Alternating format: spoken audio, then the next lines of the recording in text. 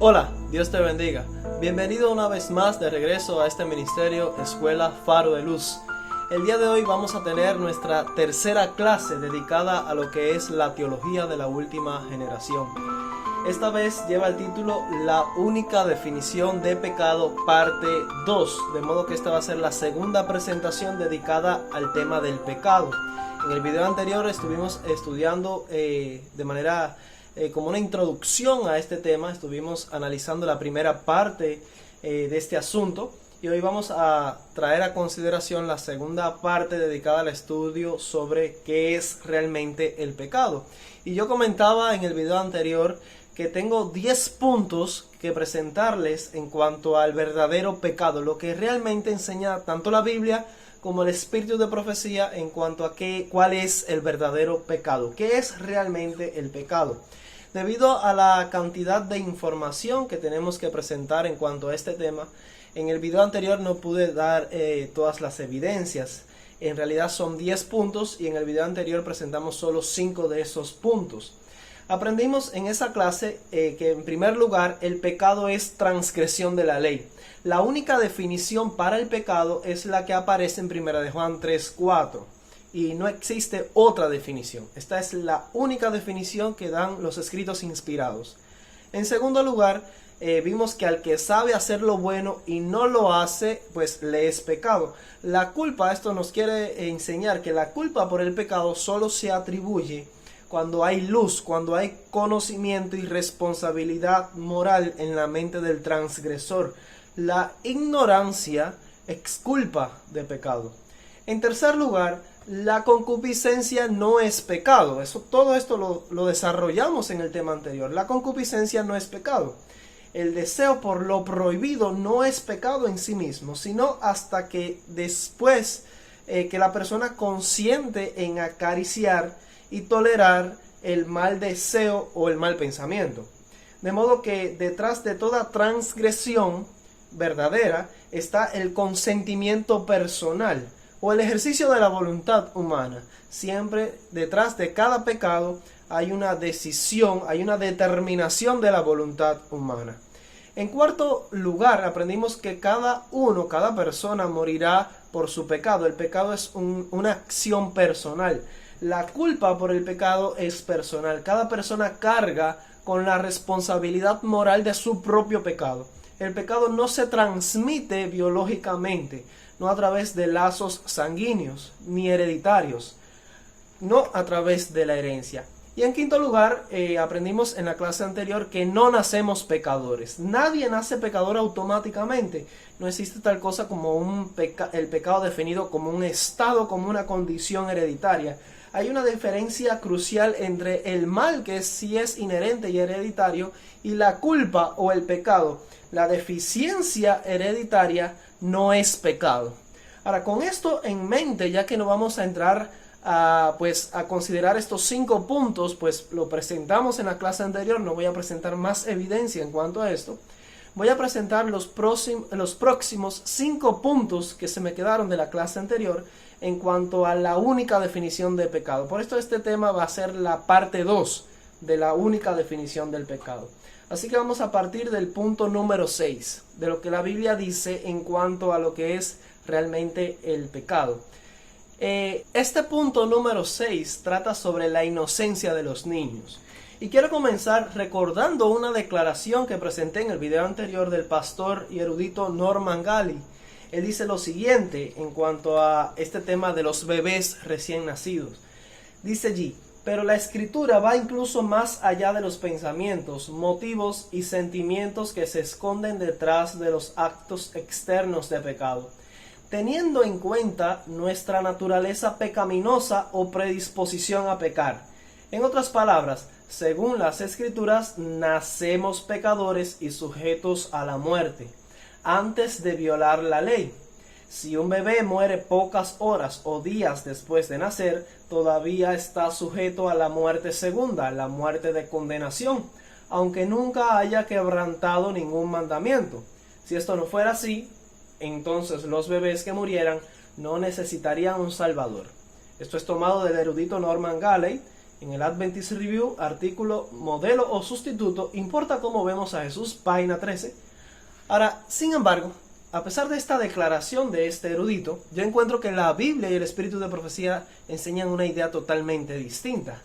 Por ejemplo, en el Salmo 106, los versículos 37 y 38 leemos: sacrificaron sus hijos y sus hijas a los demonios, y derramaron la sangre inocente, la sangre de sus hijos y de sus hijas, que ofrecieron en sacrificio a los ídolos de Canaán, y la tierra fue contaminada con sangre.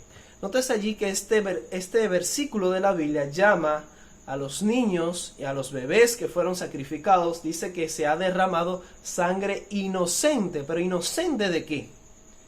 La sangre de sus hijos y de sus hijas se denomina en la Biblia la sangre inocente. Así que los niños en la Biblia son denominados como inocentes. En Mateo 18, los versículos 2 y 3 leemos allí: y llamando Jesús a un niño, lo puso en medio de ellos y dijo: de cierto os digo que si no os volvéis y os hacéis como niños, no entraréis en el reino de los cielos. ¿Por qué es importante esto para Jesús? Porque Jesús nos invita a volver y hacernos como niños. ¿Qué hay en un niño que Cristo nos invita a imitar el carácter de un niño? ¿Cómo se denomina un niño? Porque dice aquí que si no nos volvemos y nos hacemos como niños, pues no hay lugar para nosotros en el reino de los cielos. ¿Qué hay en un niño que no hay en un adulto, que un adulto ha perdido, que se nos invita a volver y a regresar a ese estado y esa condición que tienen los niños? Mateo 19, versículo 14 dice lo siguiente: pero Jesús dijo: dejad a los niños venir a mí, y no se lo impidáis, porque de los tales es el reino de los cielos. Muy interesante esta declaración. Dice Jesús que de los niños es el reino de los cielos. Y una vez más, Él señaló que si no nos hacemos como niños, pues no hay lugar para nosotros en el cielo. Y 1 Corintios 14, 20, allí el apóstol Pablo señala lo siguiente: hermanos, no seáis niños en el modo de pensar, sino sed niños en la malicia, pero maduros en el modo de pensar. Y aquí vamos entendiendo un poco el por qué Jesús nos invita a ser como niños. Pablo dice que debemos ser niños en la malicia. ¿Por qué? Porque en un niño no hay maldad, no hay malas intenciones, no hay malicia, que es lo que sí ha aprendido a ser un adulto. De modo que la maldad, la malicia, esa malignidad, no es algo que se hereda biológicamente, sino algo que se aprende, se ha desarrollado en el mundo de los adultos y que los niños naturalmente no poseen. Así que esta malicia, esta maldad es la que está ausente en la experiencia de los niños. Se les denomina la sangre inocente, niños inocentes. En cuanto a esto, el espíritu de profecía señala lo siguiente en Mensajes Selectos, tomo 3, página 359, párrafo 1. Sé que algunos ponían en duda aún si los hijos de los padres creyentes se salvarían, porque ellos, o sea los hijos, no han tenido ninguna prueba del carácter. Ojo con esta parte aquí, nótese que dice que no han tenido ninguna prueba del carácter. Esto es muy importante. Sigue diciendo: ya que todos deben pasar por esa prueba para que se evalúe su carácter en base a las pruebas. Así que aquí está la importancia, el papel o el lugar que tiene el carácter, el desarrollo del carácter en la salvación. Dice que todos tienen que pasar por una prueba, por una evaluación, para determinar el destino de esa persona, si ya sea que merezca pues la perdición eterna o la vida eterna.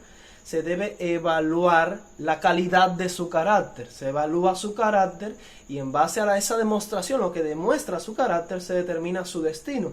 Pues los niños aún no han madurado su carácter, no han demostrado nada, no han tenido ninguna prueba del carácter. Y aquí está hablando de niños que todavía no han aprendido, no han desarrollado un carácter como tal. Se hace la pregunta, sigue diciendo: ¿cómo pueden los niñitos pasar por esa prueba para ser examinados? Contesto que la fe de los padres creyentes cubren a los niños, como cuando Dios envió sus juicios sobre los primogénitos de Egipto. Nótese que la hermana Bay, la respuesta que da es que el destino de esos niños se determina por la fe de los padres. O sea, la fe de los padres cubre a los niños. Y si los padres son creyentes y tienen fe en Cristo, esos niños van a ser salvados. Ahora, lo interesante que quiero destacar de esta cita es que, según lo que nos muestra el espíritu de profecía, lo que determina si un niño o una persona está perdido o salvado, si es justo ante los ojos de Dios o es un pecador culpable y condenado, no es su herencia biológica, no es el color de sus ojos, no es el color de su piel, no es lo que heredó intrínsecamente en su naturaleza de herencia por el aporte que le dieron sus padres. No es eso lo que determina su destino, no es eso lo que determina si es justo o pecador ante los ojos de Dios, sino su carácter, la prueba de su carácter, cómo será el desarrollo de su carácter. De modo que no se puede decir que nadie ni nació justo ni nació pecador, porque eso es algo que se determina en el desarrollo del carácter de esa persona. Podríamos decir que el niño viene como un papel en blanco al mundo. No es ni pecador y tampoco se puede decir que es justo, porque va a desarrollar un carácter que va a ser evaluado para determinar eso. Así que un niño no se puede decir que nació pecador. Esto es incorrecto. Ser pecador o ser justo lo determina el tipo de carácter que se desarrolla. Y como los niños no han desarrollado, un bebé recién nacido no ha desarrollado aún este carácter para determinar su destino, pues se tiene en cuenta entonces la fe de los padres. Por eso había duda en cuanto a esto y no se sabía cuál sería el destino de estos bebés, de estos niñitos, porque aún no habían desarrollado un carácter y no se podía evaluar nada. El papel estaba en blanco. Y por eso la hermana White respondió a esta pregunta de esa forma: la fe de los padres creyentes cubre a los niños. Y esto es muy distinto a lo que dice el erudito Norman Galley, por ejemplo. Él dice que aunque un niño no haya desarrollado ningún carácter aún, ese niño nace pecador. Antes de violar la ley ya es un pecador perdido y condenado, y que si muere aún pocos días después de nacer, aún así está sujeto a la segunda muerte, a la muerte de condenación, el lago de fuego. Esto es horrible, este evangelio, lo que plantea. Pero la hermana White dice algo muy distinto. La siguiente cita se puede leer en Eventos de los Últimos Días, la página 247, párrafo 3. Dice: con respecto al caso de A, un comentario aquí quiero añadir. El caso de A parece que es un hermano que heredó o nació con una enfermedad mental. Es lo que se denomina un imbécil o un retrasado, por así decirlo, y esta persona no tiene pues un cerebro maduro para distinguir entre el bien y el mal. Dice aquí: con respecto al caso de A, usted lo ve como es ahora y deplora su simplicidad. No tiene conciencia de pecado. La gracia de Dios quitará toda esta imbecilidad hereditaria, transmitida, y él tendrá una herencia entre los santos de luz. Nótese cómo la hermana White logra hacer la distinción entre el mal inherente y hereditario y el pecado y la culpa. Ella no dice que este hermano A es un pecador que aún así es culpable por haber heredado una naturaleza pecaminosa. El mal que ha heredado no lo convierte en un pecador, no lo hace culpable. Él no tiene un carácter desarrollado que se pueda evaluar. Así que el caso del hermano A, pues ella dice, no tiene conciencia de pecado. Sigue diciendo: él tendrá una herencia entre los santos en luz. Dios, nótese, a diferencia del caso de A, del hermano A, nosotros, y a la persona a la que la hermana White describe, dice: Dios le ha dado a usted uso de razón. A es un niño en cuanto a la capacidad de razonamiento se refiere, pero tiene la sumisión y la obediencia de un niño.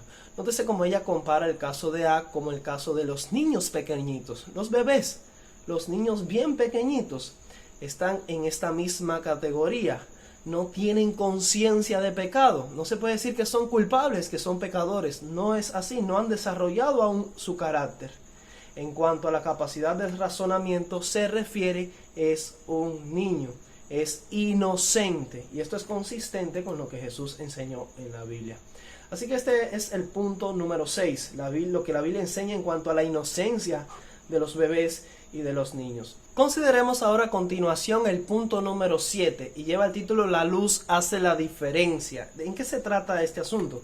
Si vamos allí a Juan capítulo 9 versículo 41, vamos a leer algo muy interesante que dijo Jesús. En Juan 9:41 leemos, Jesús les respondió, si fuerais ciegos no tendríais pecado, mas ahora porque decís, vemos, vuestro pecado permanece. Ahora, desde luego, Jesús no estaba hablando de una ceguera literal, no era que eran ciegos de sus ojos, sino ciegos de su mente, es una ceguera espiritual. En otras palabras, le falta luz, le falta conocimiento. Ahora, él dice, en el caso hipotético de que si ustedes fueran ciegos, si no tuviesen luz, si no tuviesen este conocimiento, si no tuvieran información, dice, no tendríais pecado. Serían inocentes de pecado en este punto específico. No serían considerados como violadores de la ley, transgresores o pecadores o culpables de pecado en este aspecto, porque les faltaría luz, les faltaría información, les faltaría conocimiento. Y si cometen algún error en este sentido, en ignorancia, pues no se contaría como pecado, no serían culpados por ese pecado. Eso es lo que está diciendo Jesús. Si fuerais ciegos, si no tuviesen luz, pues no tendríais pecado. Mas ahora, como decís, vemos, o sea, como ustedes dicen que sí saben, vuestro pecado permanece. Ahora sí se le cuenta como pecado, ahora son culpables. En Juan 15:22 dice, si yo no hubiera venido ni les hubiera hablado, no tendrían pecado, pero ahora no tienen excusa por su pecado. Y más claro, Jesús no lo puede decir. Comentando acerca de esto en el libro Obreros Evangélicos, la página 170, párrafo 2, leemos, la luz pone de manifiesto y corrige los errores escondidos en las tinieblas, y al aparecer ella, o sea la luz, la vida y el carácter de los hombres debe cambiar de una manera correspondiente para estar en armonía con la luz. Para estar en armonía con ella. Los pecados que eran una vez pecados de ignorancia debido a la ceguera de la mente no pueden ya ser practicados sin culpa. De modo que nosotros podemos practicar ciertos pecados, o sea, algo que se podía denominar pecado, porque está definido allí en la ley de Dios, pero debido a que nos falta luz, nos falta conocimiento e información en cuanto a este aspecto, pues no se nos culpa de ese pecado, se nos considera inocentes de ese pecado, no nos condena a ese pecado, no se atribuye culpa a la ignorancia, al pecado de ignorancia. Esto es lo que quiere decir este pasaje. No puede, pero si ya tú recibes la luz, ya debes cambiar y adaptarte y tener una reforma en tu vida para que estés en armonía con esa luz, porque de lo contrario, esos pecados que alguna vez practicaste en ignorancia, porque tenías desinformación en tu mente, ya no puedes seguir practicándolo y permanecer sin culpa. En ese caso sí serías ya culpable. Ahora, esto es sumamente importante entenderlo en el Evangelio, porque al entender este principio que opera en cómo Dios considera el verdadero pecado, cuando es que Dios te considera culpable de pecado, es imposible considerar la teoría que enseña que los bebés nacen pecadores, que somos pecadores por una naturaleza biológica, pecadores o culpables de pecado, haciendo a un lado nuestra responsabilidad moral o nuestras decisiones, nuestra determinación. Y esto es falso. No se deje engañar por ese falso evangelio. El pecado siempre está detrás de cada pecado, detrás de cada culpa, hay una decisión de la voluntad, hay una determinación, una rebelión contra la ley de Dios. En el libro Eventos de los Últimos Días, página 185, párrafo 3, una vez más leemos aquí que nadie será condenado por no haber prestado atención a la luz y al conocimiento que nunca tuvo y que no pudo obtener. Así que las personas que cometieron algún error, que fallaron en el estándar de la ley de Dios, porque no tuvieron luz y conocimiento respecto a esos puntos, pues eso no les va a traer culpa, no les va a traer condenación en ese sentido. En el mismo libro Eventos de los Últimos Días, la página 185, el párrafo 5 esta vez dice, no seremos considerados como responsables por la luz que no ha llegado a nuestra percepción, sino por la que hemos resistido y rechazado. Un hombre no puede posesionarse de la verdad que nunca se le ha presentado y por lo tanto no podrá ser condenado por la luz que nunca tuvo. Dejando este asunto de manera bien clara, vamos a pasar ahora a considerar el punto número 8, y es que Dios pasa por alto la ignorancia. Y eso queda claro allí en Hechos 17:30. Leemos, pero Dios, habiendo pasado por alto los tiempos de esta ignorancia, ahora manda a todos los hombres en todo lugar que se arrepientan. Comentando acerca de este principio, el libro El conflicto de los siglos, el capítulo 1, la página 27, dice lo siguiente. Había todavía muchos judíos que ignoraban lo que habían sido el carácter y la obra de Cristo. Y los hijos no habían tenido las oportunidades ni visto la luz que sus padres habían rechazado. Los hijos no fueron condenados por los pecados de sus padres, pero cuando, conociendo ya plenamente la luz que fuera dada a sus padres, rechazaron la luz adicional que a ellos mismos les fuera concedida, entonces se hicieron cómplices de los pecados de sus padres y colmaron la medida de su iniquidad. Noten esto muy interesante. ¿Cuándo es que estos hijos se convirtieron en culpables del pecado de sus padres? Cuando conocieron plenamente la luz, cuando entendieron a cabalidad lo que habían hecho sus padres, la luz que había sido rechazado, más la luz que ahora les era comunicada a ellos, entonces fue cuando en rebelión contra Dios se hicieron cómplices de los pecados de sus padres y colmaron la medida de su iniquidad. Ellos no fueron culpables, no fueron condenados por los pecados de sus padres. Y aquí recordamos el principio de Ezequiel que estudiamos en nuestra primera presentación, la presentación anterior. Así que Dios pasa por alto los tiempos de la ignorancia. El rechazo que se hizo a Cristo, la ignorancia que tenían en cuanto al carácter de su obra, no los culpó a ellos hasta que no recibieron pleno conocimiento y plena luz en cuanto a este asunto. Consejos sobre la salud, página 80, párrafo 2, dice lo siguiente. Los que usan tabaco, Dios es misericordioso con los que practican este pernicioso hábito, ignorantes del mal que les causa. Pero cuando el asunto se les presenta en su verdadera luz, si continúan practicando su degradante vicio, entonces son considerados culpables delante del Señor.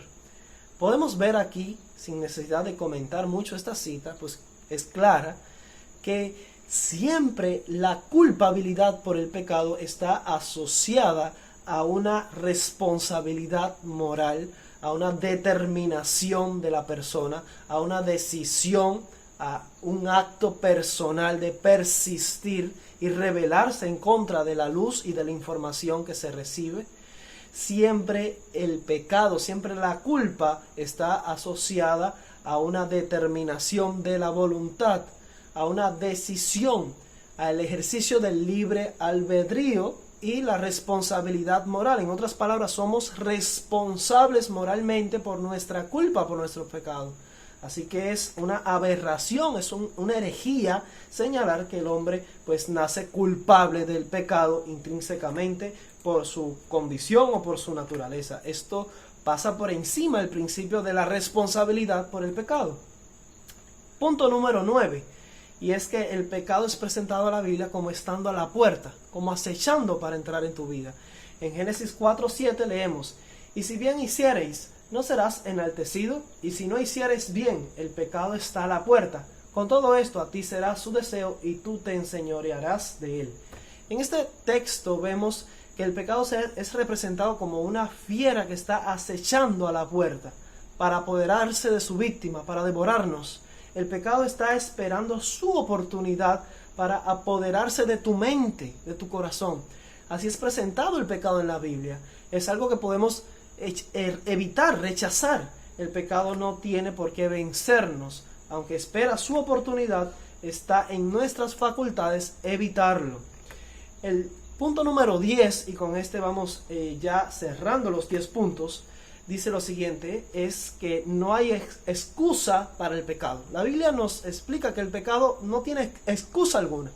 Pero si el pecado de alguna manera fuese hereditario, fuese una condición biológica inherente, algo intrínseco, pues de alguna forma sí sería excusable, tendría excusa el pecado, porque yo estaría siempre bajo un estado, bajo una condición del pecado, y eso sería inevitable porque no somos responsables. Nosotros cuando nacemos en este mundo no escogemos a nuestros padres, no escogemos el país en el que vamos a nacer, no escogemos nuestros rasgos fisionómicos, no escogemos el color de nuestra piel, el color de nuestros ojos. no tenemos potestad sobre eso, no tenemos responsabilidad moral sobre nuestra herencia biológica, sobre nuestra herencia o condición. Eso no tenemos responsabilidad moral sobre eso. De forma que si eso es llamado de alguna manera pecado, si lo que heredamos en la carne, en la naturaleza, es determinado como pecado, pues ese sería un pecado que tendría excusa. Se puede excusar porque no tenemos ningún tipo de voluntad, ejercicio del libre albedrío o dominio sobre tal estado de pecado, condición de pecado, que es lo que se enseña en la nueva teología. Y esto es falso. La Biblia establece claramente que el pecado no tiene excusa alguna. Y vamos a leer eso como lo enseña la Biblia y el espíritu de profecía. Y ahí te dejo la evidencia. Antes de pasar a esa evidencia, vamos a recordar una declaración sumamente interesante que hizo el doctor Desmond Ford. Él dice, hay culpa en los malos deseos, aun cuando estos son resistidos por la voluntad. Así que como tú naciste con una naturaleza que se inclina al pecado, se inclina por lo malo, que tiende a pecar, en esencia, en esa misma tendencia, en esos mismos malos deseos, hay culpabilidad intrínseca. Aunque tú la resistas, aunque tú no la dejes desarrollarse y expresarse en una decisión o en un acto, de todas formas, ya automáticamente eres pecador, eres culpable, porque en ti está esa concupiscencia, en ti está esos malos deseos. Eso es lo que dice Desmond Ford. Tú eres culpable por esa mala herencia, eres culpable por tu condición, antes de que lo manifiestes en una transgresión a la ley. Y esto es trágico para el Evangelio. Sin embargo, cuando usted va a 1 Corintios 10:13, leemos allí, no os ha sobrevenido ninguna tentación que no sea humana, pero fiel es Dios, que no os dejará ser tentados más de lo que podéis resistir, sino que dará también, juntamente con la tentación, la salida para que podáis soportar. Y voy a comentar esto con algunas citas del espíritu de profecía que dicen claramente cuál es el verdadero pecado. ¿Qué es realmente el pecado? Y cómo desenmascara esta falsa teología como una herejía, algo erróneo. En el libro Mensaje para los Jóvenes, página 43, párrafo 3, leemos: ni aun las mayores tentaciones pueden excusar el pecado. Por intensa que sea la presión ejercida sobre el ser, la transgresión, que es lo mismo que el pecado, la transgresión es siempre un acto de nosotros. Fíjense que no dice la transgresión es siempre una condición hereditaria. No dice eso, dice que siempre el pecado, que es lo mismo que la transgresión, siempre la transgresión es una decisión, un acto de nosotros, de nuestra voluntad. Por eso somos moralmente responsables por nuestro pecado. Sigue diciendo, no puede la tierra ni el infierno obligar a nadie a que haga el mal. Satanás nos ataca en nuestros puntos débiles, pero no es preciso que nos venza. Por severo o inesperado que sea el asalto, Dios ha provisto ayuda para nosotros y mediante su poder podemos ser vencedores. Es una cita maravillosa y bien clara. Pero si fuera correcto lo que dice el doctor Desmond Ford, por ejemplo, que hay culpa en los malos deseos, aunque estos sean resistidos por la voluntad, de nada sirve tu voluntad, de nada sirve tu libre albedrío, de nada sirve tu responsabilidad moral, porque eso no tiene ningún poder sobre el pecado que habita en ti. Tú eres pecador y aunque te resistas, aunque lo sometas, aunque rechaces el mal deseo o el mal pensamiento, de todas formas tú vas a pecar. Hagas lo que hagas, por mucho que ores, por mucho que alabes a Dios, por mucho que reclames su ayuda, inevitablemente pecarás. Eso es lo que plantea Desmond Ford, lo que planteaba Desmond Ford, y todo lo contrario a lo que decía la hermana White. La hermana White señala claramente aquí que la transgresión o el acto de pecar es siempre una determinación vuestra, tuya y mía, una determinación de la voluntad, algo que escogemos hacer. Esta declaración demuestra más allá de toda duda que no existe tal cosa como el pecado involuntario, que es otro término que han usado algunos eruditos. No, que pecamos involuntariamente. Y esto es un error. El pecado es siempre un acto de nuestra voluntad, lo dice la hermana White. Siempre está implicado el libre ejercicio de la voluntad, la responsabilidad moral y el libre albedrío. La creencia en un pecado involuntario derriba estos principios y elimina toda responsabilidad moral sobre el pecado. Otras citas dicen lo siguiente, mensaje para los jóvenes, página 47, párrafo 1, dice: por medio de la fe y la oración todos pueden cumplir los requisitos del Evangelio. Nadie puede ser forzado a transgredir. Según algunos eruditos, sí vamos a ser forzados, porque ya que decidas lo que decidas, igual vas a pecar. O ya has pecado, de hecho, ya eres culpable. Nadie puede ser forzado a transgredir, dice el Espíritu de Profecía. Primero tiene que ganarse el consentimiento propio. La persona tiene que proponerse cometer el acto pecaminoso antes que la pasión pueda dominar a la razón o que la iniquidad triunfe sobre la conciencia. No importa cuán fuerte sea la tentación, no es excusa para el pecado. Y una cita clara: el deseado de todas las gentes, la página 223 y 224, y esta cita es tomada del Evangelismo, la página 554, párrafo 3, dice lo siguiente: cada hombre está libre para elegir el poder que quiere ver dominar sobre él. Nadie ha caído tan bajo, nadie es tan vil que no pueda hallar liberación en Cristo. Así que Dios te ha hecho libre. Usted nace como un agente libre para escoger el poder que quieres que domine sobre ti, ya sea que quieres que domine el pecado o la justicia. El conflicto de los siglos, página 500, párrafo 1. Nadie sin su propio consentimiento puede ser vencido por Satanás. El tentador no tiene el poder para gobernar la voluntad o de obligar al alma a pecar. Puede angustiar, pero no contaminar. ¿Qué diría la nueva teología en este caso? Satanás puede angustiar y no tiene que contaminar. Ya tú naciste contaminado. Y esto es un error. Dice que él puede angustiar solamente, pero no te puede contaminar. Puede causar agonía, pero no corrupción. La contaminación y la corrupción es una elección, es algo que escogemos incorporar en nuestro carácter.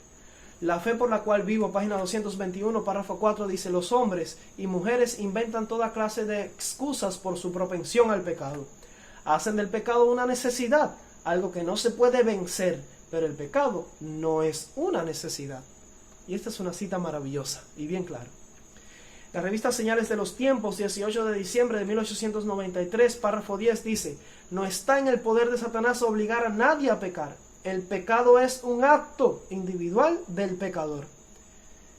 Y vas a escuchar mucho material, muchos libros vas a leer y muchas predicaciones de eruditos, de teólogos que van a decir que no, que el pecado no es un acto, el pecado es una condición. Que el pecado, sí, ahí está el pecado en el acto, pero aparte de eso el pecado también es una condición biológica que se hereda, una condición hereditaria, y eso es un error. La hermana White dice que el pecado es un acto individual del pecador. Sí, termina diciendo: antes de que el pecado exista en el corazón debe darse el consentimiento de la voluntad. Nótese que detrás de todo pecado, detrás de cada pecador, el pecado que ha cometido ese pecador ha sido por el ejercicio de su libre voluntad. Y tan pronto como se da, el pecado triunfa y el infierno se regocija. Pero no hay excusa para el pecado, ni grande ni pequeño. Una vez más, queda demostrado que el pecado está relacionado siempre con la decisión y el ejercicio de la voluntad. El pecado siempre es un acto de nuestra decisión. No existe tal concepto de pecado en las Escrituras que pase por encima de la voluntad o por encima de la responsabilidad moral. Y en cuanto a lo que se ha dicho de que nacemos separados en un estado de separación y que definen el pecado como separación, bueno, en Isaías 59, 1 y 2 leemos lo siguiente: he aquí que no se ha cortado la mano de Jehová para salvar, ni se ha agravado su oído para oír, pero vuestras iniquidades han hecho división entre vosotros y vuestro Dios, y vuestros pecados han hecho ocultar de vosotros su rostro para no oír. Así que la separación es algo que viene como resultado del pecado, no es a la inversa. Tras la práctica del pecado llega la separación, no sucede al revés. El pecado siempre trae separación consigo, pero no nacemos separados. Eso no está en la Biblia ni en el Espíritu de Profecía. No hay evidencia alguna, en ninguna parte, en ningún escrito inspirado, de que el pecado sea definido como separación. Usted no va a leer una cita que diga el pecado es separación. Eso no existe. La separación no es más que un resultado natural de la práctica del pecado y que durará mientras se persista en la rebelión en el corazón. Ahora, escuchamos también una declaración en el video anterior de un teólogo que se llama Attilio René Dupertuis, en El Carpintero Divino, la página 68, una declaración muy interesante. Él citaba allí a los reformadores de la Edad Media y dijo: los reformadores se refirieron a la situación del hombre como descendiente de Adán, afectado por su pecado con la expresión depravación total. El hombre nace totalmente depravado. Y esta es otra idea también sugerida o argumentada para la cuestión del pecado original, de que nacemos pecadores y que el pecado es una condición, un estado en el que se nace, y esto es trágico también, un error. Así que se habla de depravación total, que nacemos, todo el hombre descendiente de Adán nace totalmente depravado. Ahora yo creo que tú vas a tener que tomar una decisión ahora mismo. O vas a creer en lo que plantea Attilio René Dupertuis, Hans Cala Rondel, Norman Galley, Edward Heppenstall o estos eruditos, o escoger lo que dice el espíritu de profecía. Porque si vamos a Patriarcas y Profetas, la página 46, párrafo 3, leemos: cuando Satanás supo que existiría enemistad entre él y la mujer, y entre su simiente y la simiente de ella, se dio cuenta de que su obra de depravación de la naturaleza humana sería interrumpida, que de alguna manera el hombre sería capacitado para resistir su poder.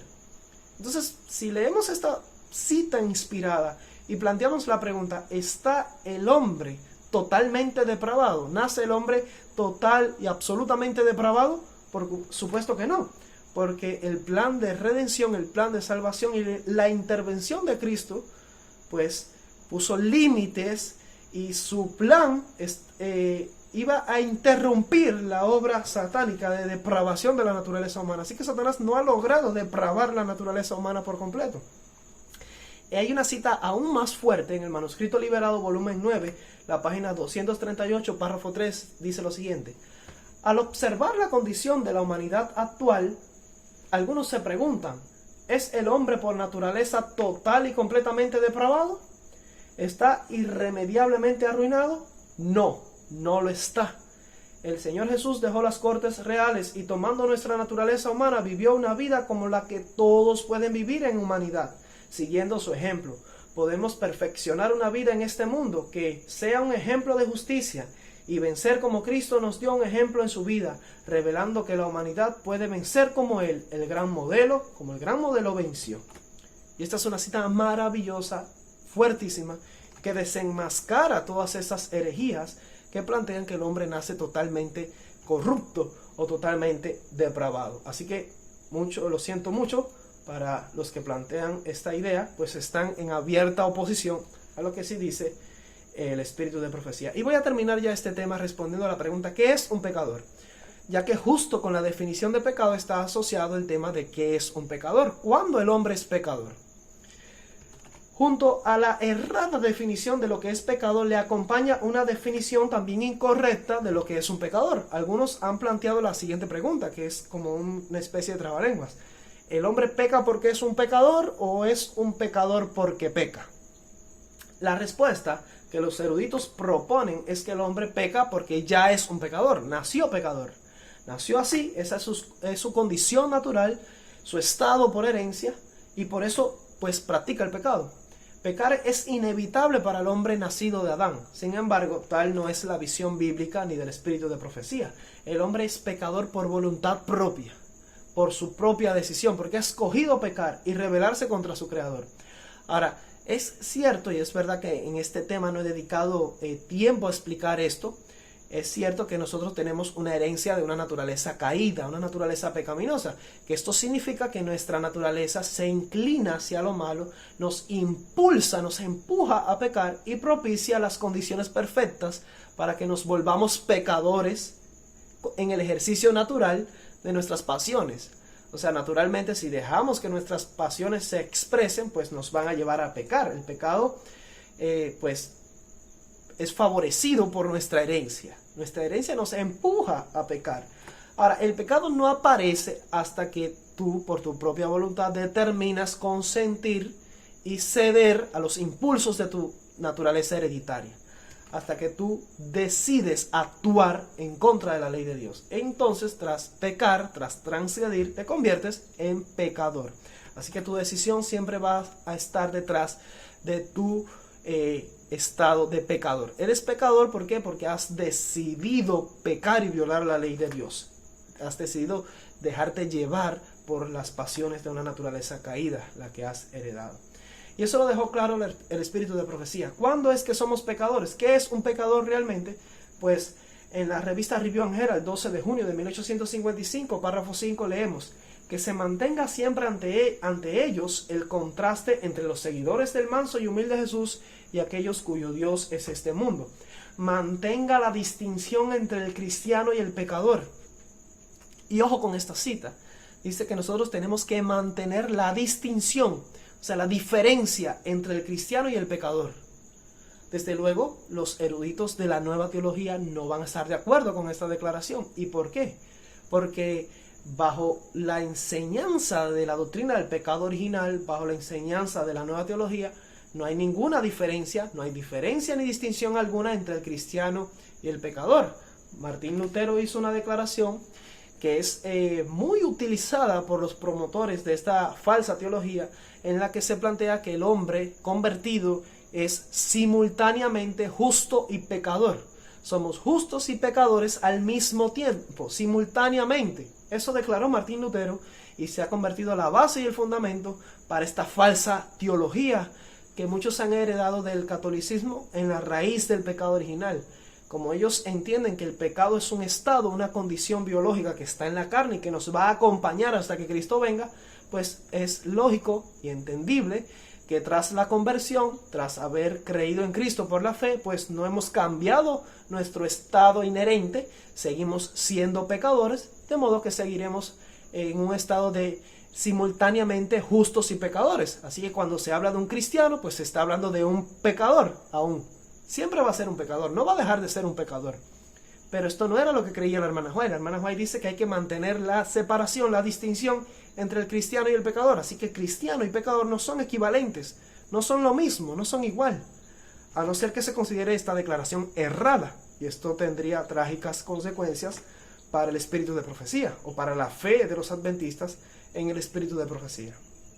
El instructor de la juventud, 22 de enero de 1903, párrafo 2, dice: Cristo declara: el que no está conmigo contra mí está, y el que conmigo no recoge desparrama. Un hombre es cristiano o pecador, un honor o una deshonra para su redentor. Así que si pensabas que era una sola declaración aislada por ahí, pues no, la hermana White reiteradas veces señaló esto: un hombre o es cristiano o es pecador, o es justo o es pecador. No puede ser ambas cosas, como decía Martín Lutero, que son simultáneamente justo y pecador. Eso es falso. Un hombre es cristiano o es pecador. Manuscrito 106 de 1902 dice: que todos comprendan que no podemos servir a Dios y a Mamón. Cristo declara: el que no está conmigo contra mí está, y el que conmigo no recoge desparrama, en palabra, en acción, en espíritu, en su vida hogareña, en sus negocios y en sus relaciones con la iglesia. Un hombre es cristiano o es pecador. Las vestiduras de la justicia de Cristo no cubren ningún alma contaminada por el pecado. Y esta cita es una bomba, porque la idea que planteaba Lutero de que un hombre es justo y pecador simultáneamente es desenmascarada por esta cita inspirada. Dice que la justicia, las vestiduras de la justicia de Cristo no van a cubrir a ningún pecador, a ningún alma contaminada por el pecado. En otras palabras, la contaminación del pecado tiene que salir de ti, tienes que erradicar la contaminación del pecado. Claro, no lo vas a lograr tú, lo logra la gracia de Cristo en ti. Es Cristo quien te hace justo. Es Cristo, por medio de su perdón y por medio de su poder, quien te transforma en un justo. Te cambia de ser pecador y te convierte en un justo. Así que mientras estés contaminado de pecado, no hay vestidura de justicia de Cristo para ti. Para que te cubra las vestiduras de la justicia de Cristo, tienes que erradicar la contaminación del pecado. Y por eso vas a ser un cristiano o un justo. Así que un hombre es cristiano o es pecador. La idea de que es justo y pecador al mismo tiempo es falsa. Voy a terminar con dos declaraciones más este tema. En la revista Señales de los Tiempos, 20 de junio de 1895, párrafo 5 dice: una terrible condición aguarda el pecador, y por lo tanto es necesario que sepamos qué es el pecado para escapar de su poder. Juan dice: todo aquel que comete pecado infringe también la ley, pues el pecado es infracción de la ley. Aquí tenemos la verdadera definición de pecado: es infracción de la ley. con cuánta frecuencia se insta al pecador a abandonar sus pecados y acudir a Jesús. Pero le ha enseñado claramente el camino al mensajero que lo guiará a Cristo. Le ha indicado claramente que el pecado es infracción de la ley y que debe arrepentirse y abandonar la violación de los mandamientos de Dios. Cristo vendrá para destruir al falso profeta. ¿Cuántos eruditos no entrarían en esta categoría? Bueno, unos cuantos. Cristo viene para destruir al falso profeta, para exterminar a las huestes de la apostasía, para vengarse de quienes no conocen a Dios ni obedecen su evangelio.